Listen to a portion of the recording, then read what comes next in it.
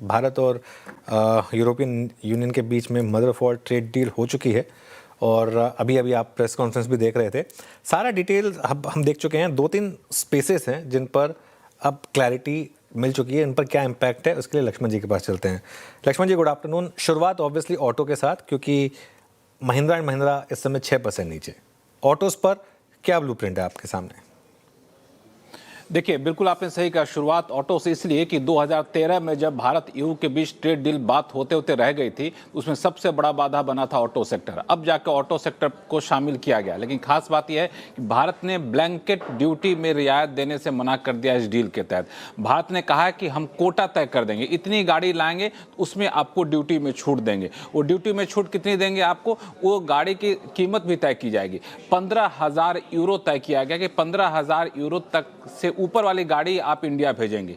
India में जब GST और बाकी टैक्स लगा करके 25 लाख से जब उसकी कीमत ज़्यादा होगी, वही गाड़ियां आपके कोटा में आएंगी। उस कोटा पर हम आपको ड्यूटी में रियायत देंगे, अलग अलग किस्तों में रियायत देंगे और 5 साल में ड्यूटी घटा करके 10% कर देंगे। ध्यान दीजिए, उस कोटा वाली गाड़ियों पर, उस तय संख्या से ज़्यादा वाली गाड़ी पर नहीं। इलेक्ट्रिक व्हीकल एक उभरता हुआ सेक्टर है, तो भारत ने कहा है कि हम इसमें तत्काल कोई राहत नहीं देंगे, पहले दिन से कोई राहत नहीं देंगे। जब 5वां साल हो जाएगा ट्रेड डील लागू होने के, तो 5वें साल से हम ड्यूटी में यहाँ पे राहत देंगे उस कोटा के तहत। खास बात यह है कि इसमें आपको हैवी व्हीकल में आपको बसों को शामिल नहीं किया गया है, ट्रक इसमें शामिल जरूर है। तो 3 कैटेगरी बनाई गई है, एक इलेक्ट्रिक व्हीकल, दूसरा ट्रक जैसे हैवी व्हीकल और तीसरा लग्जरी कारें जो है, उसमें ट्रेड डील लागू होने से पहले साल से किस्तों में ड्यूटी घटनी शुरू होगी और 5 साल में ड्यूटी घट करके ये आपको 10% पे आ जाएगी। ये यहाँ पर तय किया गया है। और इसमें जो अलग अलग चीज़ें हैं, इसमें बता दूं, जो कीमत है वो ऑन रोड प्राइस है 25 लाख रुपए, उससे ज़्यादा कीमत को ही इसमें शामिल किया गया है। बिल्कुल, तो सबसे इम्पोर्टेंट तो खैर ऑटोज ही था। लक्ष्मण जी, अब एक काम करते हैं, वाइन और स्टील और जो बाकी प्रोडक्ट्स हैं उनके बारे में भी थोड़ा सा बता दीजिए। बिल्कुल संक्षिप्त में बता दूं कि वाइन, स्टील और बाकी प्रोडक्ट में, तो वाइन में जो रखा गया है कि 2.5 यूरो से ज़्यादा की कीमत वाली जो वाइन आएगी उसमें सरकार ड्यूटी घटाएगी, भारत ड्यूटी घटाएगी। वो ड्यूटी अभी के 150% से घट करके 75% हो जाएगा किस्तों में। दूसरा, ईयू के जो अल्कोहल आएंगे उस पर टैरिफ 40% घट करके 40% कर दिया जाएगा। ईयू से जो बियर आएगा उस पर टैरिफ घट करके 50% हो जाएगा, जो कभी 100% से ज़्यादा होता है। ये आपकी वाइन की बात रही।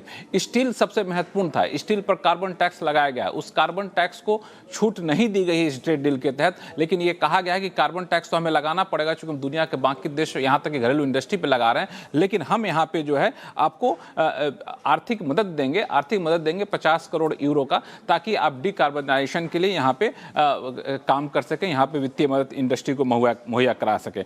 इसके अलावा marine, chemical sector, plastic, rubber, leather, textile, apparel, base metal, James and jewellery जैसे सेक्टर पे जितनी भी ड्यूटी लगती थी, किसी पे 26%, किसी पे 12%, सब पे ड्यूटी घट करके 0 हो जाएगी पहले ही दिन से। ऑलराइट, शुक्रिया लक्ष्मण जी, तो ये पूरी की पूरी जानकारी देने के लिए। आई थिंक वाइन्स पे ये इम्पॉर्टेंट है, क्योंकि ध्यान रखिएगा, वैसे सुलह पहले ही काफ़ी गिरा हुआ स्टॉक है बुरी तरीके से, मतलब ये ड्यूटी मतलब होते हुए भी ये स्टॉक कुछ नहीं कर पाया। एक बार सुलह का स्टॉक दिखा दीजिए प्लीज़, मैं बात कर रहा हूँ स्टॉक की। तो अगर ऐसे में आपके पास और ऑप्शन होगा थोड़ी सी सस्ती यूरोपियन वाइन्स का, तो मतलब और काफ़ी प्रेशर मतलब आ सकता है। वैसे 1 साल का चार्ट दिखाइए ज़रा स्टॉक का इसका, और यहाँ पर इस समय करीब 46% के करीब, मतलब आधा तो हो चुका है स्टॉक ऑलरेडी, और काफ़ी प्रेशर में पहले भी रहा है ये स्टॉक का, तो इस वजह से। लेकिन खैर जो भी है, यहाँ पर थोड़ी सी दिक्कत तो है। खैर